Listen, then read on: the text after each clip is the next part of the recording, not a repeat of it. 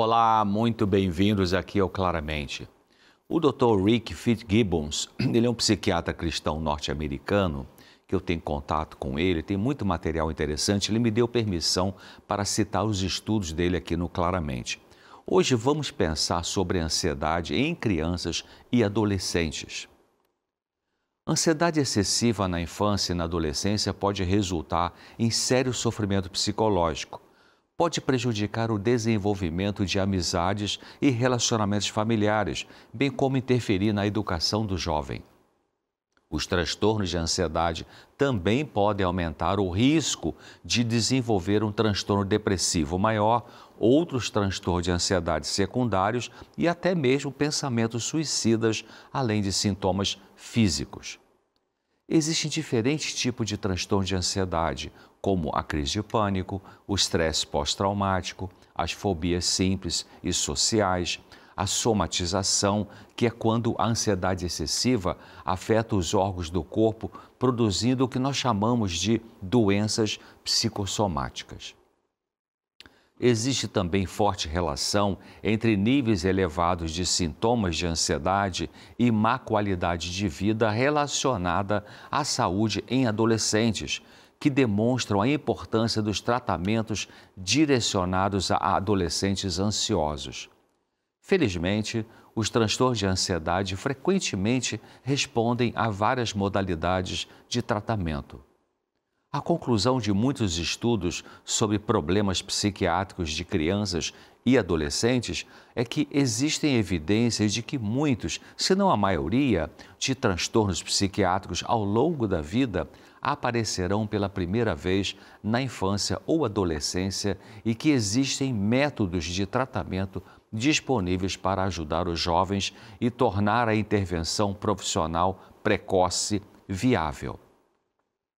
Um estudo feito com mais de 10.000 adolescentes com idades entre 13 e 18 anos revelou que os transtornos de ansiedade eram a condição mais comum, com quase 32%, seguidos por transtornos comportamentais, como transtorno desafiador de oposição, com 19%, transtornos de humor, com 14%, e transtornos por uso de substância, com 11%.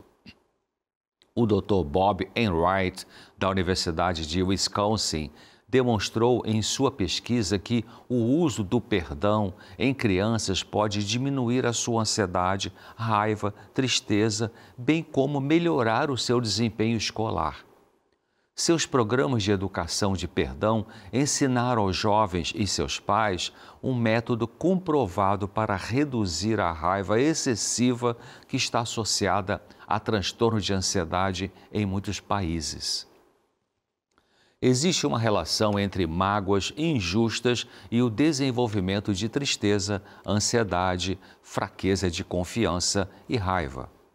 A raiva pode encobrir a dor emocional e pode interferir na sua resolução. Metade de todos os casos de doenças psiquiátricas ao longo da vida começa aos 14 anos e 70% aos 24 anos.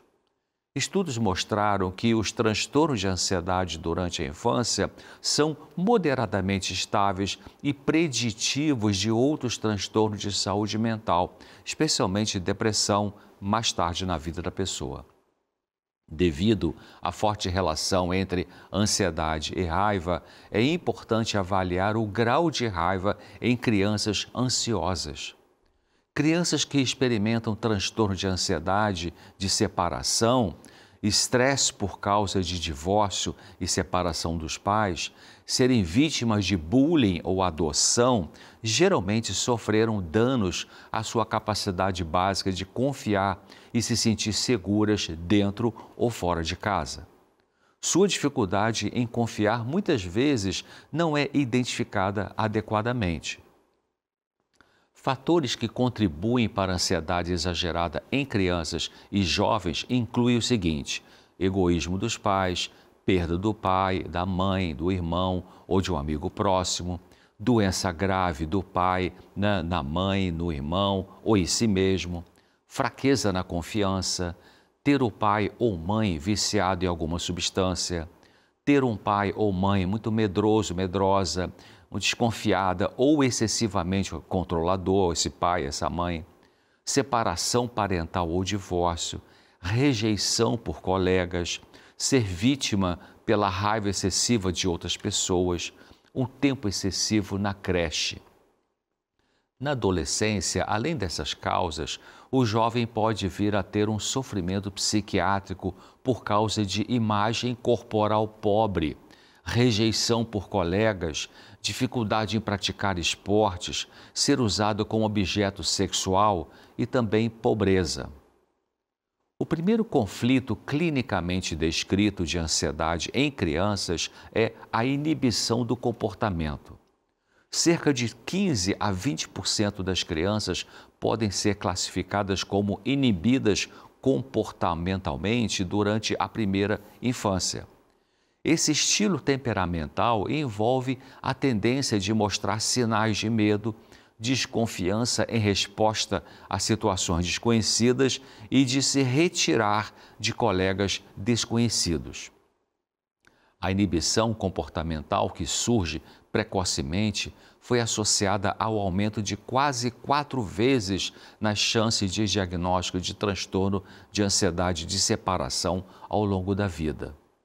Quanto mais uma criança se portar de forma inibida socialmente, mais provável é que ela venha a ter ansiedade de separação, que é um sofrimento que a prejudica, por exemplo, de ir na escola, porque ela sente muita ansiedade de se afastar dos pais ou dos cuidadores, ou em crianças que temem que os conflitos entre seus pais possam resultar em separação ou divórcio. Os sintomas do transtorno de ansiedade de separação são angústia excessiva, que se repete quando ocorre a separação de casa ou de um dos pais, uma preocupação excessiva com a perda ou acidente com o pai ou com a mãe, uma preocupação excessiva de que um evento desagradável leve a separar do pai ou da mãe, uma relutância persistente ou uma recusa em ir à escola ou a outro lugar por causa do medo da separação, o medo de ficar sozinho sem o pai ou sem a mãe em casa, medos persistentes de ir dormir sem a presença do pai ou da mãe em casa, pesadelos persistentes envolvendo o tema de separação, queixas repetidas de sintomas físicos. As crianças geralmente desenvolvem transtorno de ansiedade de separação após um grande estresse na vida ou experiência traumática que pode incluir, por exemplo, uma doença grave da mãe, a separação prolongada do contato com a mãe, uma briga excessiva entre os pais, separação conjugal ou divórcio, uma doença grave na criança, mudança de escola, mudança para um novo bairro ou a morte de um irmão. Crianças cujos históricos familiares são positivos para a depressão, transtorno de pânico e alcoolismo parecem estar em maior risco. Foi verificado que o ridículo e a experiência de ser um bode expiatório para outras crianças podem levar a medos intensos de traição fora de casa e ansiedade de separação.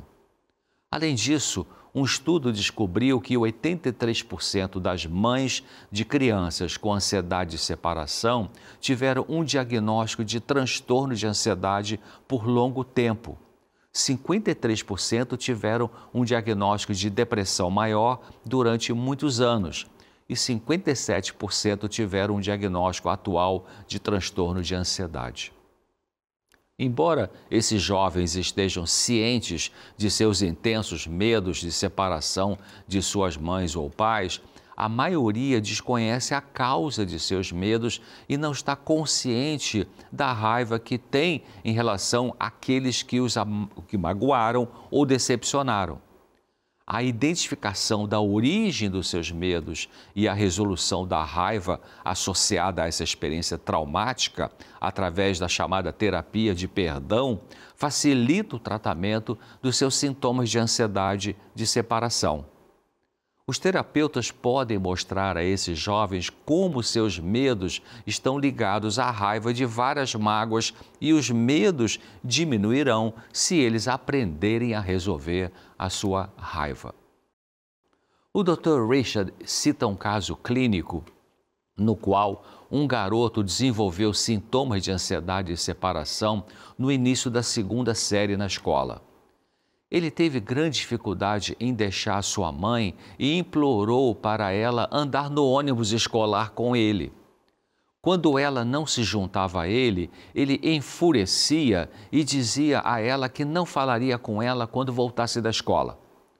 Nas noites, ele se tornou cada vez mais medroso e ansioso. A história revelou que não houve experiências traumáticas com seus colegas que pudessem produzir medos tão intensos. Seus pais, no entanto, ficaram separados por um período de 6 meses e seu pai só recentemente voltou para casa. Por 2 anos, o menino testemunhou uma briga tão intensa entre seus pais que, às vezes, só diminuiu com a intervenção policial. Após várias sessões de terapia, o jovem conseguiu identificar que estava com raiva de seus pais e que tinha um forte medo de outra separação. Ele perguntava insistentemente aos pais assim: vocês não me amam mais? Vocês se amam? Também você não gosta mais um do outro? Os seus pais não estavam mais brigando, mas tiveram grande dificuldade em confiar um no outro e, posteriormente, não foram afetuosos. Em consultas de terapia de família, os pais do garoto pediram desculpas a ele por se comportarem com brigas e insistiram que estavam motivados a melhorar o relacionamento conjugal. Eles disseram ao menino assim: olha, você não precisa ter medo, não vamos nos separar novamente mais porque nós nos amamos. Embora essas palavras confortassem o garoto, ele não confiava totalmente nelas. Quando foi explicado ao menino que a resolução de sua própria raiva ajudaria seus medos a diminuir, ele decidiu pensar em perdoar seus pais pelas mágoas e decepções lá do passado. Seu trabalho sobre o perdão foi auxiliado pelo fato de que seus pais regularmente solicitavam perdão a ele por todo o estresse que lhe causaram. Enquanto o jovem trabalhava para perdoar seus pais, ele percebeu que tinha muito mais raiva do que imaginava com cada um deles. O terapeuta fez a recomendação de que ele não deveria se sentir culpado porque a raiva tinha uma causa e se ele trabalhasse regularmente para perdoar, ele poderia ter sua raiva diminuindo com o tempo. Ao longo de vários meses, o menino experimentou um grau muito maior de conforto e sensação de segurança ao ir à escola e se sentiu muito menos irritado com seus pais. Ao mesmo tempo, o terapeuta procurava ajudar os pais dele para tentar fortalecer a confiança no relacionamento entre eles e trabalhar no perdão de um para o outro. Assim, a melhora no relacionamento conjugal ajudou a diminuir os sintomas do transtorno de ansiedade de separação no garoto de uma forma significativa. Os sintomas do transtorno de ansiedade de separação são encontrados com frequência em filhos do divórcio e da separação conjugal. As crianças respondem à ausência do pai ou mãe em casa e ao colapso do casamento de seus pais como um grande evento emocional traumático. Eles regularmente desenvolvem o medo catastrófico de que possam perder a sua mãe. Geralmente, nas famílias cristãs, quando o pai está ausente de casa, as mães ajudam seus filhos com seus medos, lembrando-os de que eles têm outro pai, com P maiúsculo, amoroso, que está com eles, que é Deus. Crianças temerosas também são ajudadas a orar e dizerem ao longo do dia uma breve prece, por exemplo: Senhor, você está comigo como amigo, ajude-me a me sentir seguro e protegido. Crianças de família divorciadas podem ter grande dificuldade em controlar seus sentimentos de desconfiança, ansiedade, raiva, particularmente em relação ao pai ou mãe que eles viam como egoístas.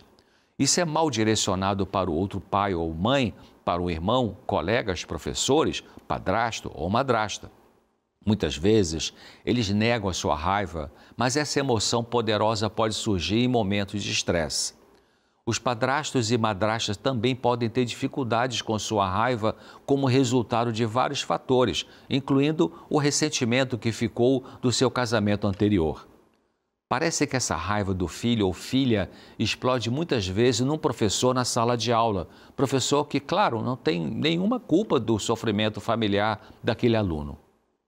Algumas crianças de famílias divorciadas abrigam raiva e algumas têm impulsos violentos contra um dos pais. Muitas vezes, esses jovens não conseguem usar a palavra perdão porque acreditam sinceramente que o pai, padrasto ou amigo dos pais não deve ser perdoado. Em vez de usar a palavra perdão quando essas crianças escolhem a forma espiritual de perdão, elas são convidadas a pensar que são impotentes sobre sua raiva e que podem entregá-la a Deus. Por hoje ficamos por aqui, mas no próximo Claramente vamos aprofundar mais esse assunto. Até lá. Obrigada, Dr. César, que vai continuar então esse assunto na próxima sexta-feira. E se você quiser rever todo esse conteúdo dos episódios do Claramente ou a programação do Vida e Saúde, é só acessar o nosso canal no YouTube, youtube.com/Vida e Saúde NT. E chegou a hora de ficar por dentro das notícias da semana. Vamos lá? O Boletim de Saúde está começando.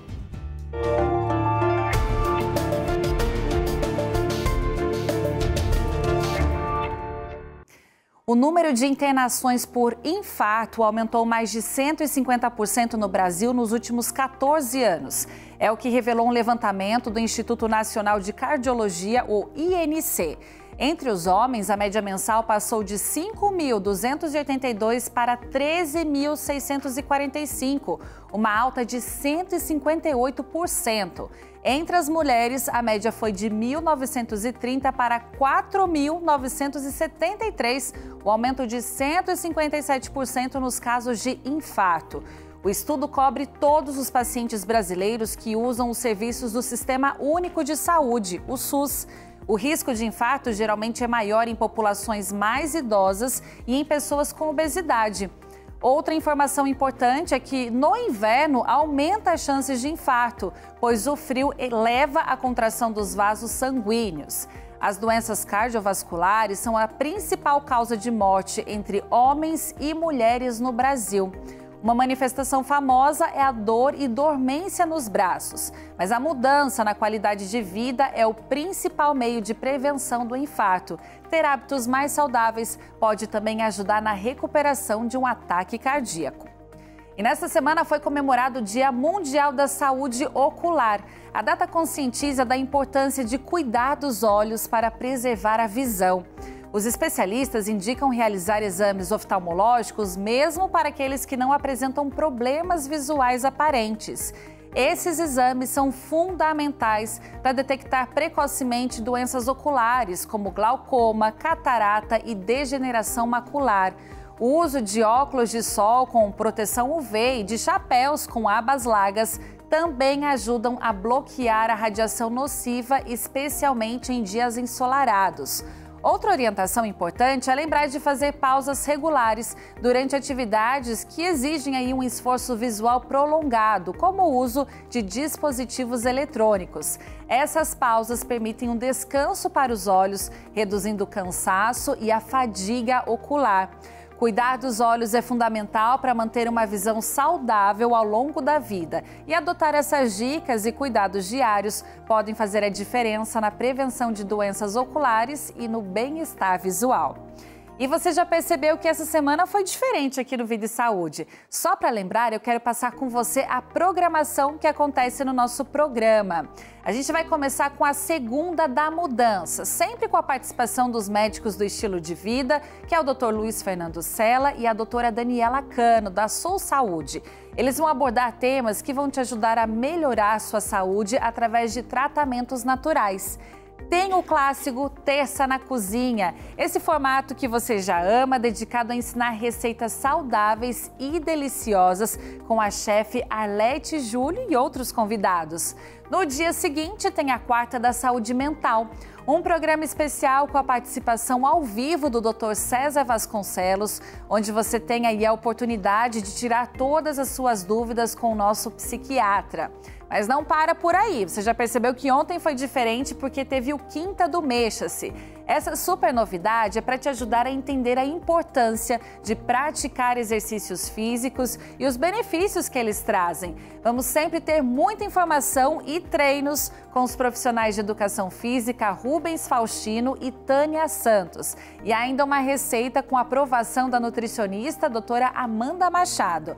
E para fechar a semana tem a Sexta da Saúde Integral, com participação de médicos especialistas em diversas áreas para você entender como o nosso corpo funciona por completo.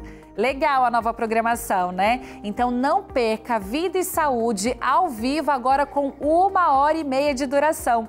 De segunda a sexta, a partir das 4 horas da tarde. E lembrando que tem reprise às 8h30 da manhã.